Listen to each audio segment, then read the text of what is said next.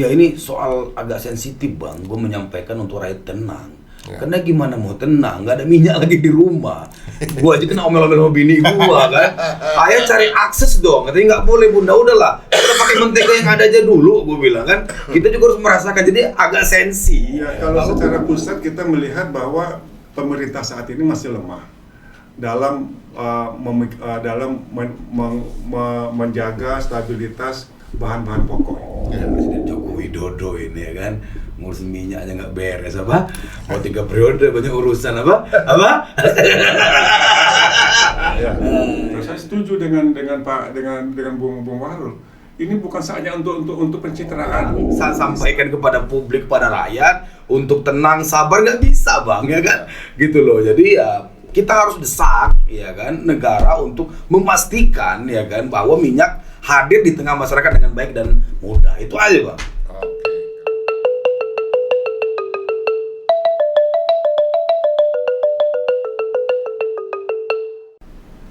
Assalamualaikum warahmatullahi wabarakatuh. Tapi pun jumpa lagi dengan Bung Alfa Channel. Seperti biasa di channel ini kita bisa ngobrol tentang apa aja, baik tentang masalah seni, budaya, hukum, politik, bisnis, atau tentang masalah pemerintahan. Pokoknya di channel ini kita bisa ngobrol tentang apa aja. Hari ini kita akan ngobrol tentang masalah kelangkaan minyak goreng yang terjadi di seluruh Indonesia. Padahal menurut data, Indonesia adalah produsen minyak sawit terbesar di dunia sejak tahun 2006. Jadi sangatlah aneh apabila Indonesia saat ini terjadi kelangkaan minyak goreng di pasaran. Sampai-sampai rakyat harus kesulitan dan harus mengantri untuk membeli minyak goreng. Ibarat pepatah, bak tikus mati di lumbung padi. Sehubungan dengan masalah tersebut, sengaja saya mengundang dua narasumber yang kompeten. Untuk itu, yang pertama Bapak Wahrul Fauzi Silalahi, Sarjana Hukum. Assalamualaikum bang. Waalaikumsalam. Beliau ini mantan Ketua Komisi 2 DPRD Provinsi Lampung yang saat ini sudah bergeser ke Komisi 1 bidang hukum ya. Tadinya bidang ekonomi ya. Yang kedua, Bapak Insinyur Yandri Nazir, MM. Waalaikumsalam. Bang Wahrul. Siap. Sehat ya? Alhamdulillah. Alhamdulillah. Jadi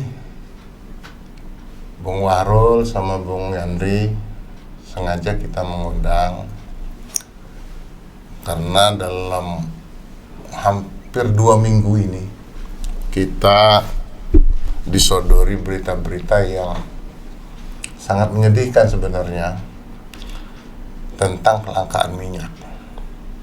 Yang sama-sama kita tahu bahwa hampir di setiap daerah di Provinsi Lampung ini maupun di seluruh Indonesia, kebun sawit kita luar biasa. Pabrik-pabrik minyak juga luar biasa.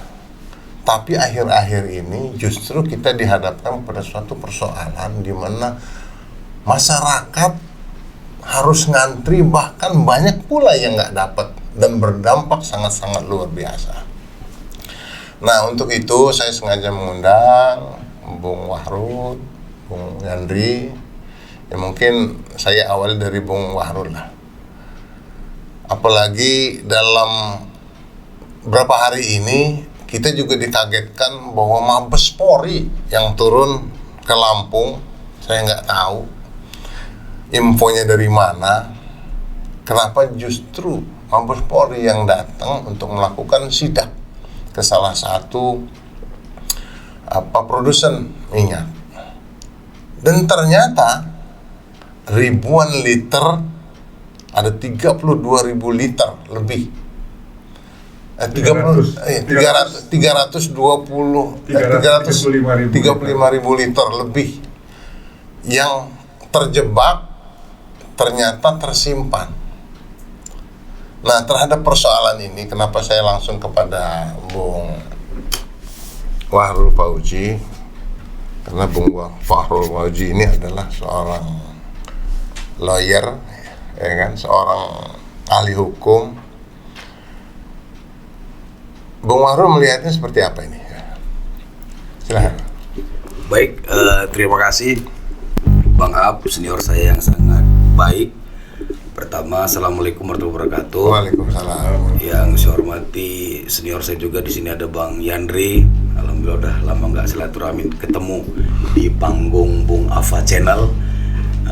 Jangan takut bicara untuk kebenaran, saya sangat mengapresiasi. Ini adalah ruang-ruang kita untuk menyampaikan kontrol, masukan dan kritis kita terkait dengan semua persoalan ya tadi Bang Ab ya. Saya sangat apresiasi. Tentu diskusi kita pada sore hari ini sangat menarik soal bagaimana kelatahannya negara untuk melakukan proses pembiaran soal langkah-langkahnya kebutuhan pokok atau kebutuhan dasar masyarakat. Gitu yang hari ini terjadi soal kebutuhan goreng-menggoreng ya, kebutuhan dapur ibu-ibu. Nah, soal minyak.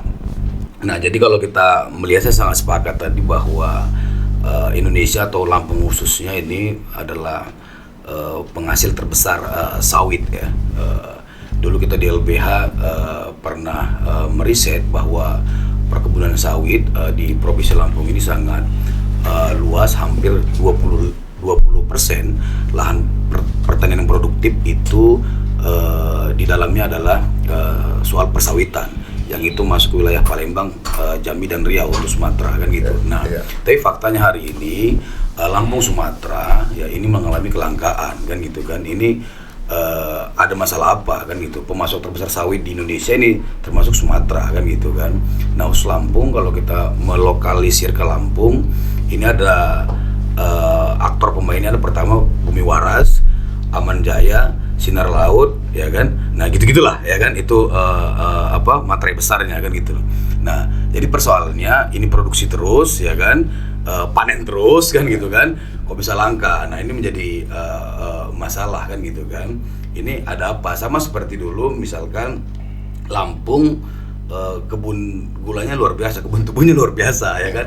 Tapi setahun terakhir kemarin itu pernah juga mengalami kelangkaan kan gitu kan. Kemudian juga pada saat awal pandemi masker sempat susah kita untuk melindungi hak-hak kesehatan untuk manusia yang ada di Indonesia kan gitu. Nah, tapi dari pelajaran masker itu bisa kita melihat bahwa itu sangat cepat, sangat tepat bahwa negara dalam hal ini Kementerian BUMN langsung mengambil alih ya semuanya dan mensubsidi sehingga itu bisa waktu range 2-3 minggu tercover, terselesaikan kan gitu kan.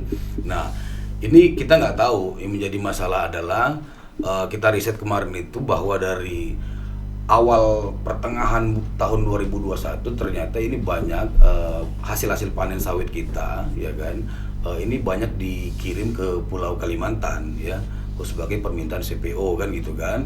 Nah, ini misalkan secara nilai jualnya ini memang lebih besar, harusnya kementerian harus cepat mengambil alih sebenarnya untuk bisa mengcover dan mensubsidi kan gitu, karena produksi lebih kepada untung kan gitu kan itu. Nah, ini sebenarnya yang menjadi akar besar masalah kan gitu. Nah, kemudian juga di beberapa hari kemarin ternyata terjawab bahwa pengiriman kepada CPO-nya lebih besar dan produksi untuk kemasannya lebih sedikit ya kan gitu. Memang ini adalah kartel ya, cara permainan mereka untuk menaikkan harga. Permainan siapa itu?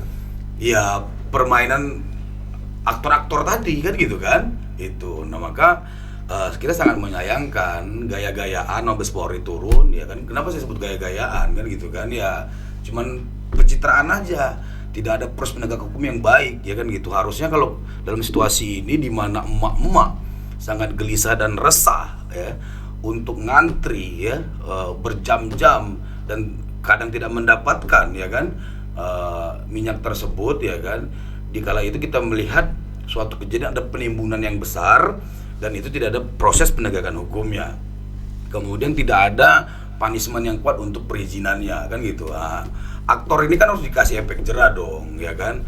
Ya, jangan kemudian semau mau ya membesarkan keuntungan di dunia yang nggak jelas seperti sekarang ini, pandemi ya kan, ekonomi kita melemah, mau beli minyak aja susah kan gitu kan.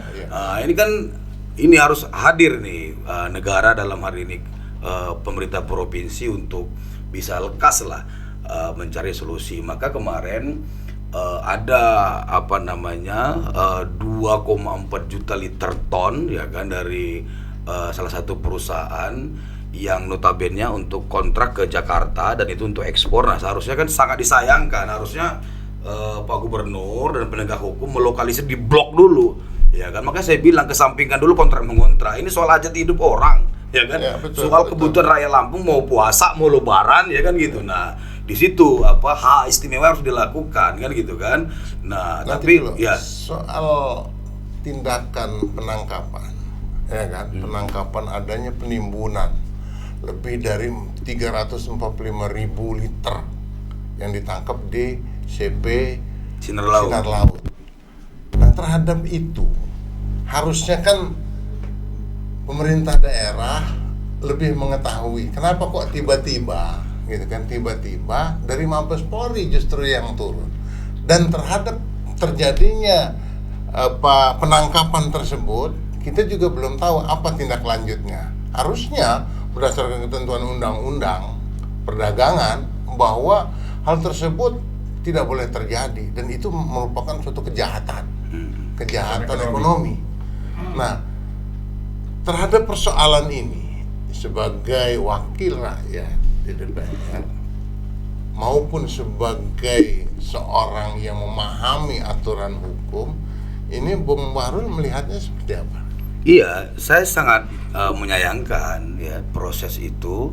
Makanya di awal tadi saya sampaikan bahwa di saat ibu-ibu ya, emak-emak menjerit dalam kelangkaan ini, ada satu perusahaan yang melakukan penimbunan skala besar, ya kan, dan itu cuman hanya sebagai ya seremoni aja, foto-foto, ya kan, polisi dan dinas foto-foto dan membiarkan proses itu dan menomorduakan, kalau saya baca terakhir itu menomorduakan soal penegakan hukum, yang penting dibagikan dulu. Artinya saya tidak melihat ada proses punishment yang baik, penegakan hukum yang baik di sini kan gitu. Nah, harusnya ini tetap disalurkan, tapi penegakan hukum tetap jalan, dan pemberhentian atau teguran keras dari pemerintah eksekutif harus dilakukan terhadap masing-masing tersebut, perusahaan tersebut. Kalau enggak ya ini latah, ya gini-gini terus cara mainnya kan gitu. Itu Bang. Ya, saya ngelihat seperti apa yang disampaikan Bung Bahrul tadi. Ada beberapa perusahaan besar di Lampung ini yang mengatur, yang memproduksi minyak. Seperti BW, ya, Sungai Budi ya, terus itu Taman Jaya. Ya. Ini Sinar Laut yang sudah ketangkep. Apakah mereka juga dilakukan pengecekan? Ya, kita nggak tahu ya kan. Iya, artinya itu yang saya maksud. Iya. Artinya bahwa harusnya kalau ingin melakukan langkah-langkah semuanya harusnya dilakukan pengecekan dong. Betul. Bukan hanya ya seperti ada target atau ada order lah gitu untuk mendatangi itu. Betul. Ini gimana? Iya, makanya kemudian dari pemetaan dinas perizinan sebenarnya jelas ya kan, perusahaan yang bergerak produksi soal minyak ini apa aja kan jelas ya kan, ada perizinannya yang legal ya kan, beberapa perusahaan. Nah, harusnya bisa dihimbau di dalam situ bahwa ayo dong kita tingkatkan produksi ya kan, mari kita distribusikan dengan baik ya kan, untuk meminimalisir ya kelangkaan minyak secara nasional, dibantulah. Nah, itu kan peran pemerintah di situ kan gitu, untuk mensupervisi, untuk mendorong bagi korporat yang bergerak di bidang perminyakan kan gitu kan, dan itu semuanya bukan harus yang besar-besar aja, tapi kan menengah juga ada tuh para produksinya, dan itu berlaku sesuai dengan lisensi yang ada di dalam perizinan tersebut. Sebenarnya itu, dan itu semua harus disupervisi dengan baik kan gitu, terkonsolidasi dengan baik gitu loh, agar sedikit mengobati kelangkaan minyak hari ini gitu mungkin Bang. Ya menurut Bung Bahrul harusnya seperti apa langkah yang misalnya sekarang sudah melakukan penangkapan nih, ya kan, berdasarkan ketentuan undang-undang pasal 29 Undang-Undang Nomor 7 tahun 2014 itu jelas ini kejahatan ekonomi. Terjadinya penimbunan di saat masyarakat justru sangat langka minyak. Sementara tertangkap sampai 345.000 liter lebih yang harusnya tidak terjadi kelangkaan dong kalau itu tersalur dengan baik, tidak dilakukan penimbunan. Seharusnya langkah hukum apa yang harus dilakukan terhadap pelaku yang sudah melakukan penimbunan? Baik, pertama sebelum langkah hukum, saya selaku warga negara ya yang punya rasa memiliki keumatan ya kan, saya berdoa dan umat berdoa kepada para perusahaan yang menimbun di tengah kelangkaan ini untuk usahanya bangkrut dan tidak berkah kan gitu. Itu dulu yang pertama kan gitu. Ini soal kesengsaraan, soal kemanusiaan gitu ya kan. Yang kedua ya seharusnya ketika ada ditemukan unsur pelanggaran ya kan, ada alat buktinya ya harapan kita penegakan hukum berjalan untuk memberikan contoh proses efek jerah kepada yang lain. Betul. Dan gitu. Kalau ini jalan terus kan maka kegelisahan, ketidaknyamanan yang lain untuk menimbun juga akan segera diperhitungkan, cepat-cepat mereka distribusi kan gitu kan. Nah, tapi kalau kayaknya longgar banget kayak gini ya kan itu yang kita sangat sedihkan. Itu yang kedua. Yang ketiga, pemerintah Provinsi Lampung ya kan sebaiknya mengambil sikap yang sedikit keras lah. Ica-ica buat surat teguran ya kan apa kalau nggak mau beneran kan gitu kan. Iya ya kita tahu lah sinar laut ini ya kan. Nah, itu loh, jadi ya kalau mau ini Ica-ica nggak apa-apa, yang penting jangan sampai enggak sekali gitu blong banget kayaknya kelihatan suaranya ya, diam dan ya pembiaran gitu lah Pak. Bahaya. Oke, saya beralih ke Bung Yandri. Saya ngelihat Bung Yandri, ini banyak pengamat ekonomi mengatakan bahwa yang menjadi biang keladi terjadinya kelangkaan minyak goreng ini menurut seorang Faisal Basri, pengamat ekonomi, itu biang keladinya pemerintah atas kebijakan. Nah, menurut Bung Yandri kebijakan apa sih yang bisa menyebabkan ini? Seperti apa yang dimaksud dengan Bung Faisal Basri tadi? Ya, jadi pemerintah pusat mempunyai niat bagaimana yang pertama mengoptimalkan produksi sawit yang berlimpah di negara kita ini untuk kepentingan dalam negeri.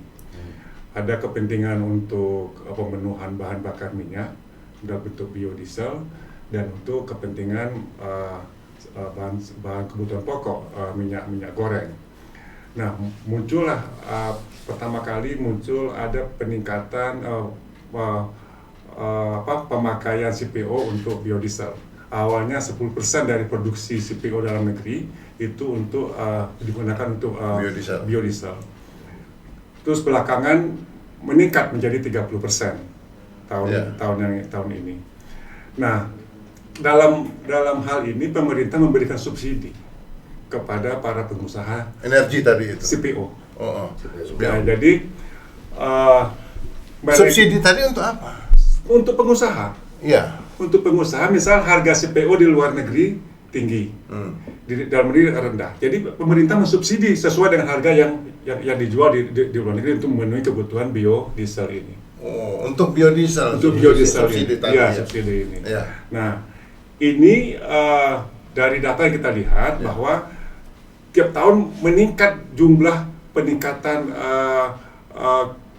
CPO yang diserap oleh untuk kebutuhan biodiesel ini. Nah, pemerintah mensubsidi hampir 7,8 triliun untuk subsidi ini. Biodiesel. Nah, belakangan muncul Permendak nomor 6 tahun 2002 tentang bagaimana mengatur tata niaga harga minyak goreng. Nah, di situ intinya dalam Permendak itu adalah bagaimana 20% dari ekspor produksi pabrik kelapa sawit ini CPO itu harus digunakan untuk kebutuhan minyak goreng. Terus ada lagi penentuan harga pembelian pemerintah untuk CPO itu ada yang dalam 9.300 dan 10.500. Nah, jadi ada disparitas nilai jual CPO di dalam negeri. Kalau pabrik kelapa sawit mensuplai untuk kebutuhan biodiesel, yang untung adalah pemilik CPO. Kalau untuk kemana untuk minyak Minyak goreng goreng. akan rendah marginnya. Ya. Nah, dalam kita bisnis kita tidak bisa salahkan para pengusaha. Pengusaha, iya, Pengusaha betul. kan cari untung. Nah, yang harusnya yang pemerintah membuat kebijakan yang satu saja, yang tegas gitu. Jangan ini kan ambigu nih, membingungkan. Ya, di satu sisi mengedepankan soal Biodiesel satu untuk yang ini, satu- tapi ada perbedaan pemberlakuan. Iya, iya. Nah, pembedaan treatment. Nah, tapi itu urusan nasional lah menurut Iya, saya. iya. Saya lebih concern bagaimana kita menyikapi urusan dalam daerah kita sendiri, Iya. dalam Lampung. Provinsi Lampung salah satu provinsi di Indonesia yang mempunyai luas kebun sawit yang cukup besar Ya. dan merupakan pusat pusat pengeluaran CPO dari Jambi, dari Bengkulu dan dari Sumatera Selatan untuk keluar dari Sumatera ini. Sumatera. Pelabuhan Panjang, karena Pelabuhan Panjang adalah pelabuhan tipe A. Ya. Nah, kita lihat banyak pabrik-pabrik besar yang sudah membuat silo-silo atau bunker-bunker di sini untuk menampung itu, ya. Sinarmas dan LDC gitu kan. Ya. Nah, ini harusnya begitu minyak goreng ini langka, pemerintah daerah Provinsi Lampung dalam hal ini gubernur mempunyai inisiatif proaktif mengundang semua stakeholder yang terkait dengan minyak goreng ini, baik pabrikan minyak goreng, baik itu pabrik kelapa sawit dan distributornya. Kita tidak bisa lupakan juga, abaikan juga seperti Indomaret, Alfamaret. Berapa kali sekali di Plensewu kedapatan menahan stok gitu kan. Nah, ini tidak kita lihat di Provinsi Lampung. Ini kita lihat dalam beberapa minggu ini ada pembiaran masyarakat begitu cari minyak goreng langka, termasuk saya, Bang. Saya keliling-keliling cari minyak goreng tidak dapat. Ya, jadi begini, Bung Yandri. Jadi saya ngelihat begini. Kita memang lebih bagusnya memang fokus untuk bicara di daerah kita. Iya. Akan tetapi ini kan persoalan ini muncul akibat dari kebijakan pemerintah yang menyangkut masalah pembagian tadi yang 30%, ya kan? Untuk biodiesel dan yang lain untuk minyak goreng. Ini kan kebijakan ini kan harusnya secara komprehensif sudah terpikirkan bagaimana dampak, bagaimana efek yang timbul akibat dari adanya kebijakan itu. Itu yang pertama. Terus yang kedua, kebijakan ini kan bukan hanya di sekitar pusat, tetapi daerah. Kepala daerah pun harusnya tahu kan secara persis bagaimana kebijakan itu dibuat dan apa yang harus dipersiapkan oleh daerah. Ini Bung Yandri melihatnya seperti apa ini? Ya, kalau secara pusat kita melihat bahwa pemerintah saat ini masih lemah dalam menjaga stabilitas bahan-bahan pokok ini. Belum soal minyak teratasi, muncul lagi kelangkaan kedelai, sehingga tempe kita beberapa hari ini susah untuk dapat tempe. Nah, ini kan suatu hal yang ironis bahwa pemerintah pusat lemah dalam menjaga koordinasi dalam tata kelola kebutuhan bahan dasar dari masyarakat. Nah, kalau untuk pemerintah daerah saya melihat tidak ada sense of crisis dari pemerintah daerah terhadap apa yang terjadi di masyarakat. Seharusnya menurut saya, kalau saya jadi gubernur, saya undang begitu langka minyak goreng. Oh, ini langka minyak goreng nih. Saya undang, saya minta data dari kalau saya tidak tahu dari Dinas Perdagangan dan Perindustrian, mana ada data perusahaan-perusahaan produsen minyak, produsen CPO dan produsen minyak kemasan, dan mana para distributor besar untuk minyak goreng. Panggil. Saya tegaskan, saya tidak mau terdengar di Lampung ada kelangkaan minyak goreng. Kalau ini terjadi, kalian akan kena sanksinya. Saya tidak mau rakyat Lampung susah karena ini. Malu saya. Dalam pemberitaan seminggu ini aja, begitu maraknya orang antri, saya nggak ngelihat itu peran pemerintah daerah ini ya. Baru bersuara setelah kasus penangkapan oleh Mabes Ya. Polri, oleh Satgas Pangan di Sinar Laut. Itu pun banyak permisifnya, Bang. Maksudnya? Ya, seharusnya pemerintah daerah tidak mau kalau itu ada kesalahan administrasi. Perusahaan besar, Bung Wahrul, Siap. mempunyai stok 335.000 liter, 345. 45.000 liter, mempunyai kesalahan administrasi dalam hal ini, dan itu sudah berlangsung seminggu yang lalu. Artinya ini kan tidak masuk akal menurut kita, perusahaan besar Iya, seperti betul, itu. betul. Kalau itu terjadi, perusahaan itu jangan sampai ini kan udah puluhan tahun usia perusahaan ini. Iya. Paling tahan cuma 2 tahun udah bangkrut di perusahaan kalau seperti ini tata kelola perusahaannya. Iya, Gitu. Logika iya, saya. iya. Jadi ini harus ada pendekatan sesuai dengan setuju dengan tadi Bung Wahrul, ada punishment. Ya, betul. Nah, setelah datang Menteri Perdagangan, baru ketahuan lagi nih bahwa ada Louis Devre Company itu, LDC itu mempunyai 2, sekian juta liter untuk dibawa ke Jawa. Iya. Pemerintah tidak tahu ini. Pemerintah daerah Provinsi Lampung tidak tahu ini. Padahal kalau ini ketahuan, kalau seandainya pabrik pengolah minyak goreng kurang bahan baku, ini ambil ini. Bahan baku ini ambil untuk produksi dalam negeri, untuk produksi dalam daerah. Kan itu artinya apa? Pemerintah daerah buta terhadap data dan situasi yang ada di daerahnya gitu, Pak. Iya, saya ngelihat begitu. Ini Kalau saya jadi duduk di DPRD, Bang, ini momennya Bung Wahrul, baru sehari langkah kita sama Bang Abung ke dulu sudah duduk bersuara lain. Iya, saya melihat itu yang saya makanya saya langsung mengundang persoalan ini untuk bicara persoalan ini karena saya nggak ngelihat ada gregetnya dari pemerintah daerah ini. Kita yang greget, Pak. Iya, justru kita yang melihat ini seperti ini. Dan terus terang, kalau saya jadi gubernur, jadi gubernur, saya tersinggung adanya tindakan Satgas Pangan. Iya. Pusat, Mabes Polri. tindakan penangkapan dan lain sebagainya. Ini kan pencarian muka daerah. Yang Anda lihat gimana itu? Saya sepakat dengan Bang Abung sebenarnya. Artinya pemerintah daerah tidak tahu dan tidak paham dengan kondisi di daerahnya. Tidak paham terhadap persoalan yang ada di daerahnya. Ini yang saya lihat. Sehingga yang paham itu orang luar. Kita pengamat di luar ini paham juga gitu dengan melihat dengan kita yang mengalami. Padahal pemangku kebijakan pemerintah daerah tidak melihat hal-hal yang aneh-aneh. Karena mungkin pikiran dia gitu ya. Ini memang langkah secara nasional ya. Ngapain kita memang langkah kok? Mau diapakan?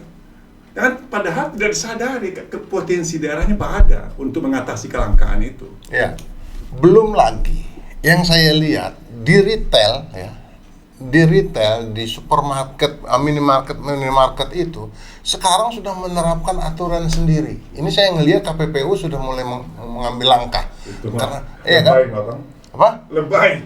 Iya enggak, artinya Iya, bahwa pakai KKL, kan? pakai BPJS. Bukan cuma itu, bahwa terjadi kalau mau beli minyak 1 liter, dia harus membeli bahan-bahan yang lain dulu. Oh, itu bahaya. Iya kan?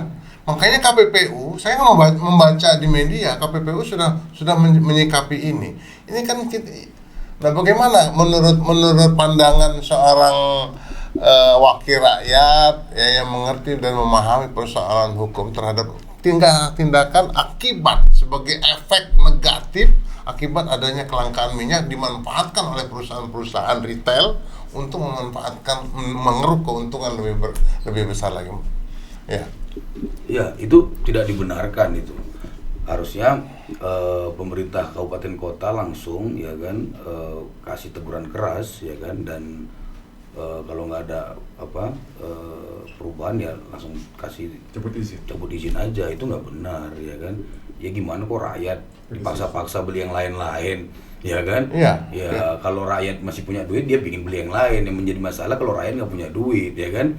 Rakyat butuh minyak kok dipaksa beli tisu, beli susu formula di luar kebutuhan kita nggak boleh ya kan. Itu harapan kita adalah, himbauan kita di pemerintah kabupaten kota yang soal itu harus cepat deh bertindak ya kan gitu. Kalau enggak mau berapa lama lagi rakyat sengsara kan gitu dengan ketidakpastian negara hari ini kan gitu. Itu yang pertama. Yang kemudian yang kedua, ya kan, ada beberapa Indomaret juga mengalami pengerusakan hari ini ya. Kemarin maghrib di Teginenang, ya kan. Di dapilnya Bang Yandri juga udah ada itu, Lampung Timur, ya kan. Nah, ini bahaya ya. Ini udah letupan-letupan kecil yang kemudian kalau nggak cepat kita atasi ini akan terus membesar dan membuat kestabilan kita juga tidak baik ya. Itu maka harapan saya cepat diselesaikan dan cepat. Dan itu menaruh harapannya kepada siapa? Iya, kepada aparat hukum ya, atau kepada semua ya? Kepada semua lah, unsur pemerintahannya, unsur penegak hukumnya. Ya semua kita harus berlomba-lomba, bergotong royong untuk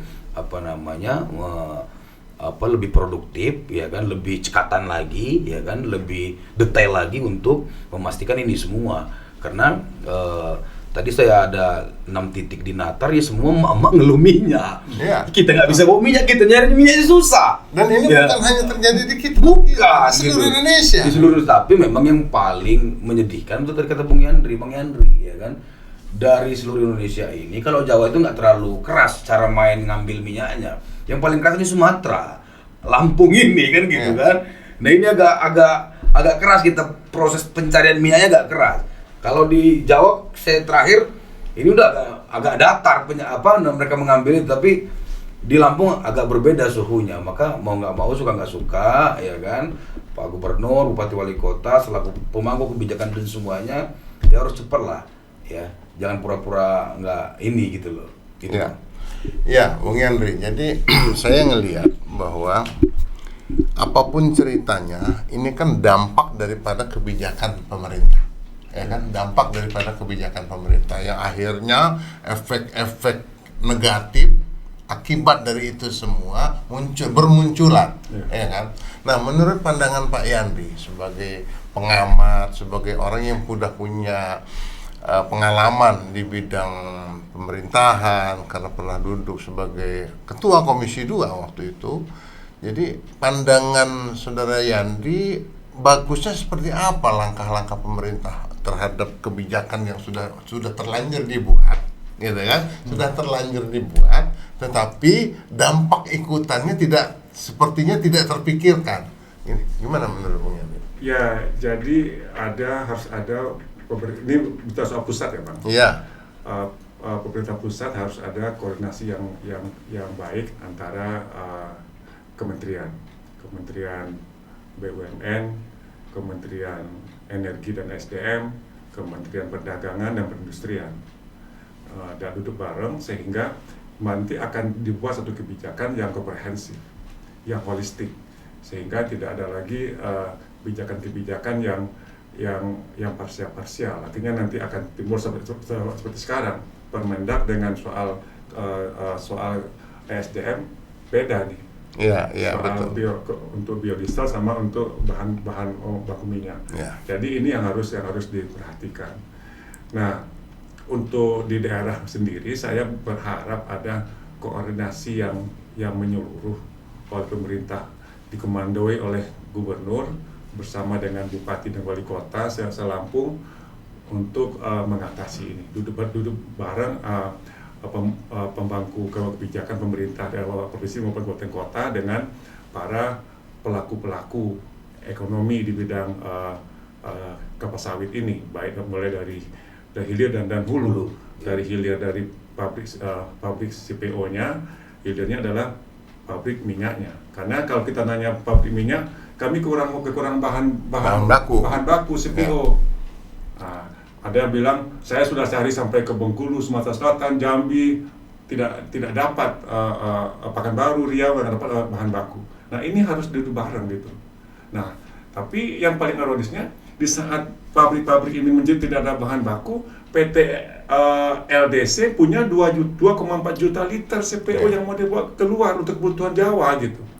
Kenapa nggak ini setelah datang menteri baru ini dimasukkan ke ini gitu, untuk kebutuhan Coba kalau menterinya datang. Coba kalau menterinya datang, tidak akan tahu ini. Udah dikapalkan ya yang 2,4 juta liter ini. Nah, jadi terus akhirnya menteri melakukan ancaman kalau tidak ini, akhirnya Apa contohnya? Contohnya Sinarmas misalnya kan, Ya. itu akan mengalokasikan 1,4 juta liter untuk kebutuhan lampu, untuk kebutuhan CPO untuk minyak. Ya. Terus LDC ini 110 juta liter CPO untuk itu. Ini kan setelah ada bentokan, harusnya kan kita ya orang Lampung malu. Iya, betul. Tadi kata abang, kayak tikus mati di lubang padi. Iya, betul. Kita punya ini, tapi kita tidak bisa kita kelola dengan baik. Lemahnya di mana? Lemahnya di tata kelola pemerintahan kita. Harusnya, ya kan, yang namanya peraturan. Ya kita kan pernah juga duduk di legislatif itu kan, peraturan baru turun. Ya.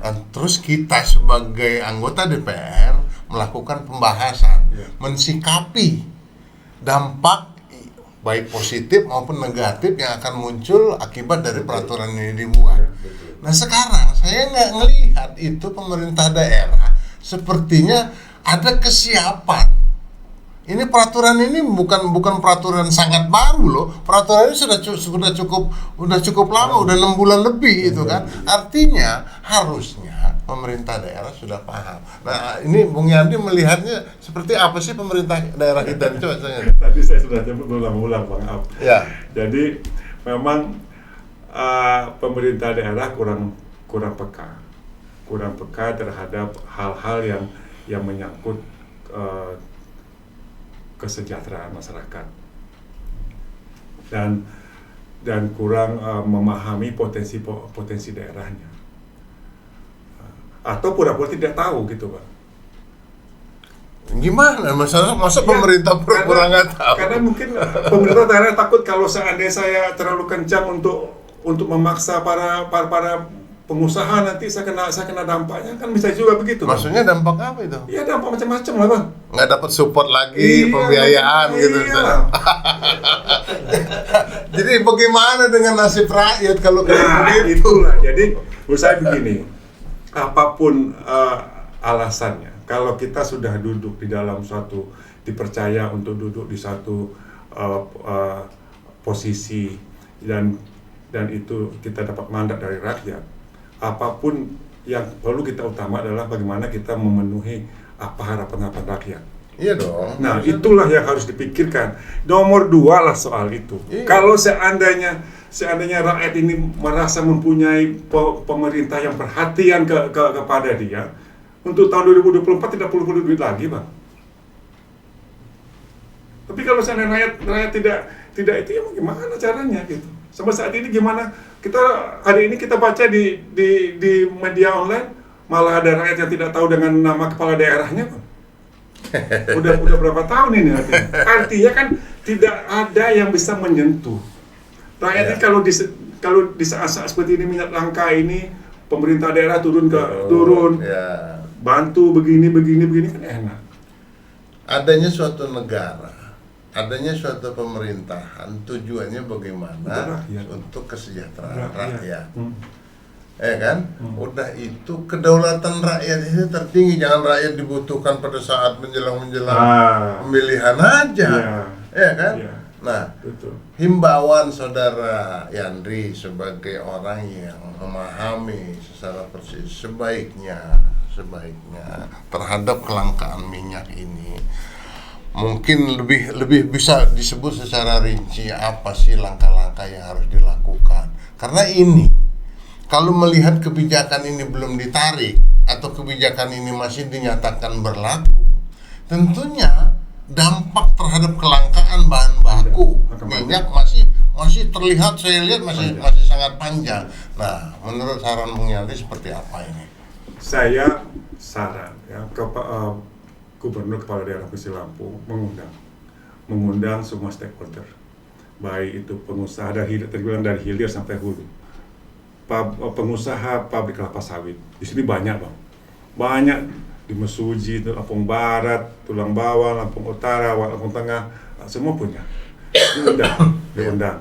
Terus diundang juga para pengusaha pengolahan minyak goreng. Iya. Terus diundang juga para retailer besar, Bang.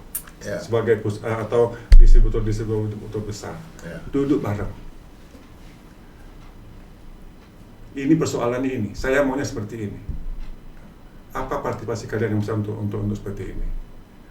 Saya minta kepada pabrik kelapa sawit untuk memenuhi kebutuhan CPO untuk dalam daerah dulu.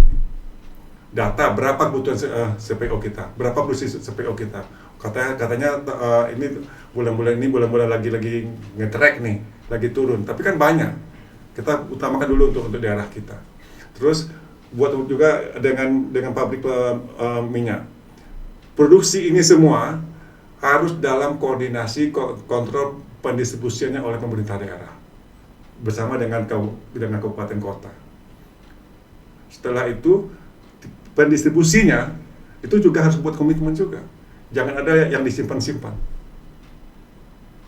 Nah, jadi Ada langkah tegas. Langkah tegas yang dilakukan. kalau seandainya tidak mau melakukan kebijakan itu untuk mengatasi kelangkaan minyak di dalam daerah ini, kita kan kepala daerah mempunyai kebijakan, kasih sanksi. Apakah sanksi? Tapi kan pengusaha bisa berdalih bahwa ini yang mana yang akan kita ikuti. Karena kan kebutuhan bahan pokok, bahan baku minyak itu ada aturan yang dibuat bahwa 30% untuk biodiesel. Mereka kan berpikir, namanya pengusaha, berpikir cari yang untung, cari yang lebih besar. Ini yang harus di saat momen yang sangat luar biasa. Ini kita berpikir bukan soal keuntungan, berpikir bagaimana mengatasi dan menjaga stabilitas daerah Lampung ini. Tadi kata Bung Wahrul sudah banyak langkah-langkah tindakan-tindakan dari masyarakat untuk mendapat minyak ini yang sudah di luar kontrol. Iya. Nah, ini yang harus diutamakan. Kalau Lampung ini tidak kondusif, mereka juga akan terganggu dalam produksi. Tapi persoalannya ini kan kita bicara soal aturan dan kebijakan. Betul bang. Tapi ini kan dalam keadaan darurat nih bang. Ya. Darurat nih. Apapun langkahnya harus diambil untuk mementingkan kebutuhan daerah kita ini bang. Ya.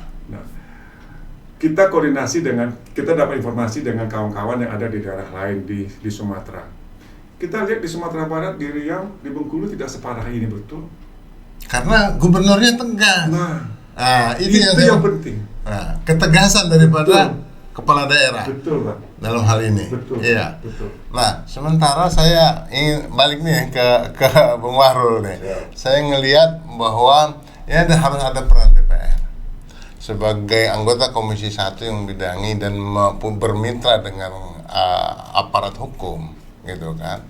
Yang pertama, bahwa bukan hanya persoalan minyak itu ditemukan sudah itu dibagi-bagi, tetapi tindakan ini kalau dia tidak dilakukan penangkapan kemarin, belum ketahuan dong, ya kan? Belum ada langkah yang dibagi-bagi itu dong. Nah, setelah itu ketangkap, nah sebagai anggota Komisi 1, apa sebenarnya yang harus dilakukan? Sebelum jawab sama Bang Wahrul, ini kan 45,6 ribu yang dibagi-bagikan kepada kabupaten kota kan semua 1.000 dus.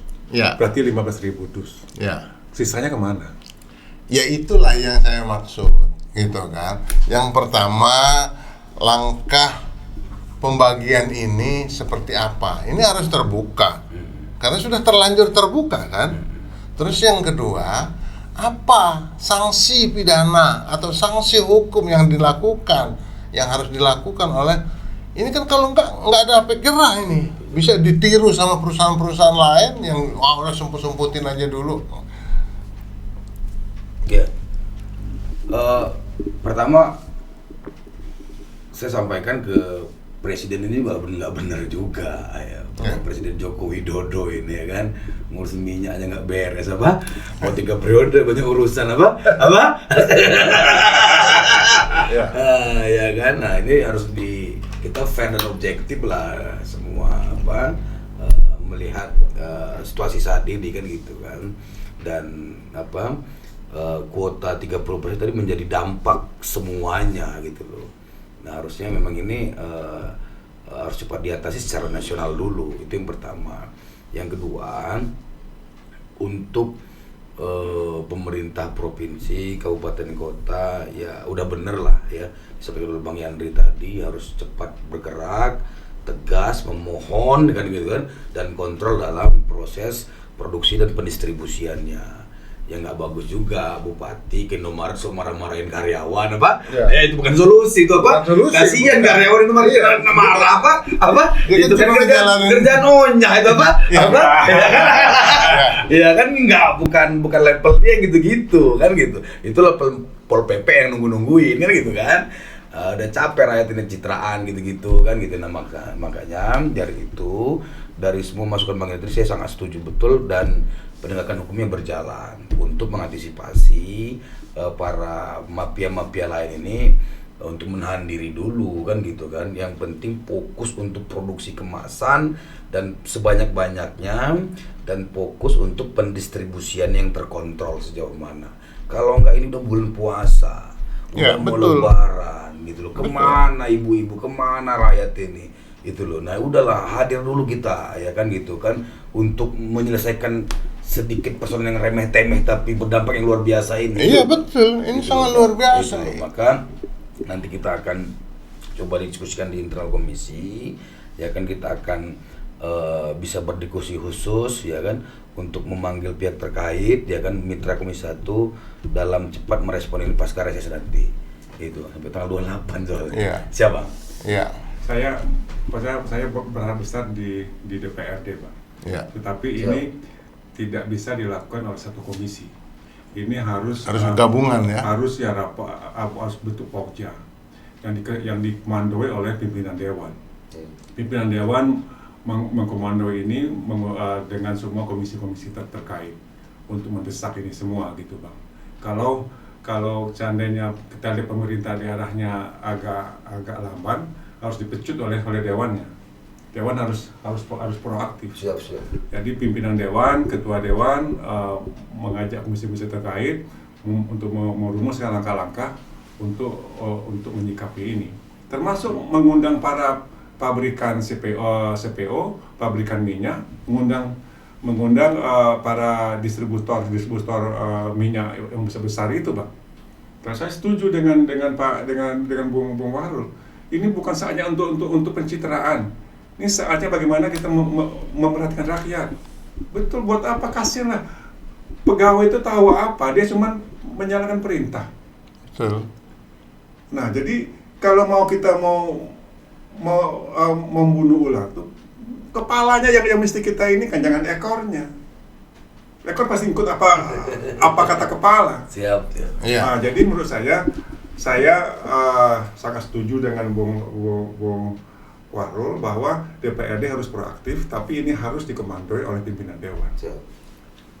Nah, terus terhadap yang saya katakan tadi bahwa Komisi Pengawas Persaingan Usaha sudah menemukan adanya tindakan-tindakan dari pengusaha retail.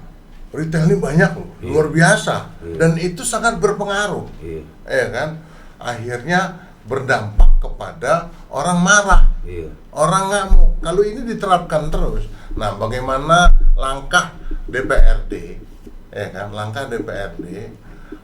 Langkah yang akan dilakukan oleh Komisi 1 berkaitan dengan ini kan pelanggaran hukum, jelas pelanggaran hukum, ya kan? Sudah melakukan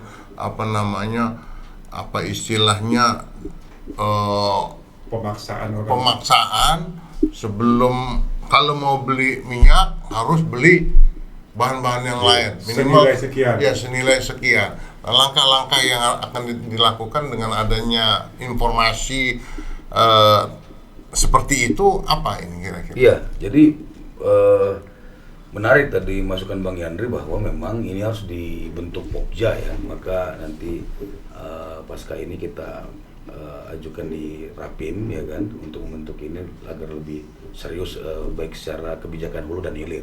Kemudian soal internal itu karena bermitra dengan Komisi 1, ya coba nanti kita panggil secepatnya, ya kan, kita detail seperti apa, karena secara kewenangan TPPU adalah penyidik PPNS juga kan, dan mereka bisa masuk ke proses penegakan hukum. Tapi selama ini kan kita ini nggak pernah jelas juga ngeliat KPPU ini apa, giliran ada rame mulai apa ini nggak jelas juga. Nah makanya terima kasih Bang Ab, nanti kita akan coba bawa ya kan, dan kita panggil untuk kita lebih serius mengkontrol soal proses penegakan hukum dari perspektif KPPU-nya untuk ke penegakan yang lebih objektif, cepat ya kan, dan tuntas gitu kan. Gitu. Tentu juga kita himbau pada Kapolda dan para unsurnya untuk juga terus bergerak ya kan gitu dalam situasi ini. Itu Bang. Sebagai wakil rakyat, tentunya rakyat sangat berharap. Nah kira-kira himbauan kepada rakyat sendiri agar tenang, agar apa dalam menghadapi kelangkaan ini? Ya ini soal agak sensitif Bang, gue menyampaikan untuk rakyat tenang. Karena gimana mau tenang, nggak ada minyak lagi di rumah. Gue aja kena omel-omel sama bini gue kan. Ayah cari akses dong, katanya nggak boleh bunda, udahlah kita pakai mentega yang ada aja dulu, gue bilang kan. Kita juga harus merasakan, jadi agak sensi. Kalau gue bilang, saya sampaikan kepada publik, kepada rakyat untuk tenang, sabar, nggak bisa Bang, ya kan? Gitu loh, jadi ya kita harus desak ya kan negara untuk memastikan ya kan bahwa minyak hadir di tengah masyarakat dengan baik dan mudah. Itu aja Bang. Oke, kalau gitu ya. Terima kasih ini Pak Yandri sudah memberikan masukan, karena salah satu tujuan adanya Alpha Channel ini adalah untuk edukasi, sehingga obrolan kita bisa didengar oleh masyarakat dan masyarakat bisa memahami bahwa apa yang kita sampaikan ini mudah-mudahan benar-benar bisa menenangkan masyarakat, bahwa ada wakilnya yang akan memperjuangkan di gedung DPR itu untuk mendesak aparat hukum, mendesak pemerintah daerah agar segera mengambil langkah-langkah cepat dalam rangka mengatasi kelangkaan minyak ini. Dan sebagai rasa ucapan terima kasih saya, mudah-mudahan apa yang akan kita suguhkan podcast ini kepada masyarakat benar-benar punya manfaat yang sebaik-baiknya. Demikian sahabat Bung Afa, atas bincang-bincang yang begitu panjang, lebar, dan tentang hal-hal yang sudah disampaikan tadi, mudah-mudahan ini bisa mengatasi persoalan-persoalan kelangkaan minyak. Dan terhadap pemerintah daerah tentunya ini bisa menjadi pelajaran, menjadi catatan untuk bisa lebih berkoordinasi menyangkut masalah kebijakan pemerintah berkaitan dengan adanya pemilahan antara kebutuhan biodiesel dengan kebutuhan minyak goreng. Ini benar-benar bisa dikaji secara mendalam dan dibicarakan secara baik agar kebijakan-kebijakan tersebut benar-benar bisa berpihak kepada rakyat.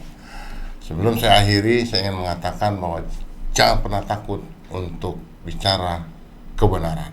Assalamualaikum warahmatullahi wabarakatuh. Waalaikumsalam warahmatullahi wabarakatuh. Mantap. Terus dulu dong, ya Pak.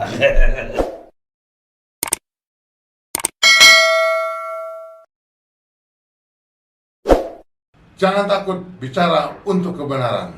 Tonton terus Bung Afa Channel. Assalamualaikum warahmatullahi wabarakatuh.